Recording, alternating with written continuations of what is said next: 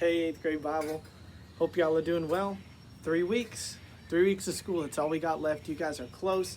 You're almost at the finish line. I encourage you, keep going.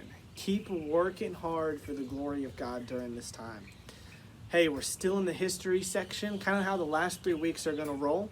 We're going to finish up the history section this week. You only got like 3 short little readings to do, and we'll do a little video, and then we'll do the discussion questions at the end.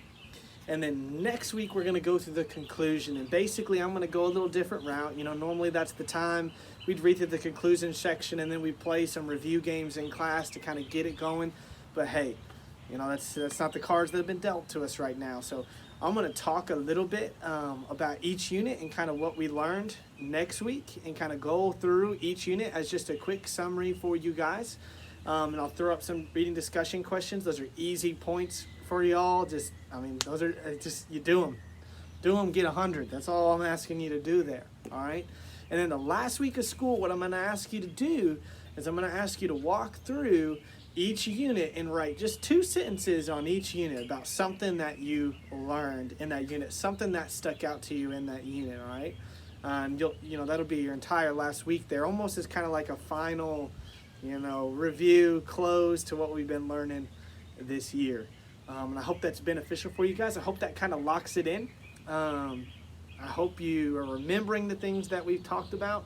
I know you guys have probably been sleeping a lot, and a lot of it might be going out the back of your brain, but hold on to the core principles that we've talked about this year. That's my goal, that last week of school. So we're almost there, guys. We're going to keep rolling. We're going to keep trucking. Question for you today. Does history have a purpose? And are you a part of that purpose? Have you ever asked the question, does my life really have purpose? Does my life really matter? Maybe you phrase it a little differently. Maybe the question is, why am I here? I've been there. I go there sometimes. I think if we as Christians are honest about that, most of us would say that there's sometimes days, weeks, months where we might be asking that question, like, Lord, why do you have me here on this earth? Lord, why do you have me in this situation? Lord, why am I going through this? Why is my family walking through this struggle? What's the purpose of this? The things that I'm learning, the things that have happened in my past, what's the purpose of those things?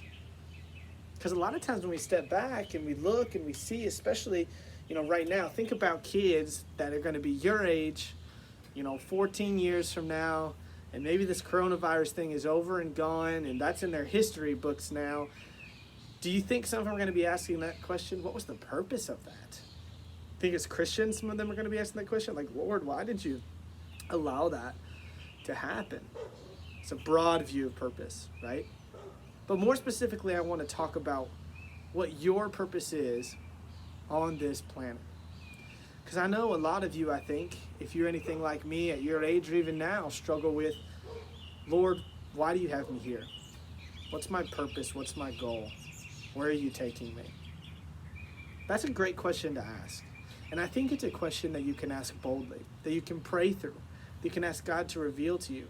A lot of you guys are in 8th grade, you're about to be freshmen, but you're far from your life's work, and I think sometimes, especially as a middle schooler and a young high schooler for you, life seems kind of purposeless. It's like, I wake up, I go to school, and that's a wrap, that's it. Well, rephrase the question. Is your life right now as valuable to the world as an 8th grader at Providence Academy as it's going to be when you're 25, 26, 40, 50, 80, whatever? I would say absolutely yes. The Lord has a purpose for your life even now. Jeremiah 29:11, which is in like every Christian home on the wall somewhere.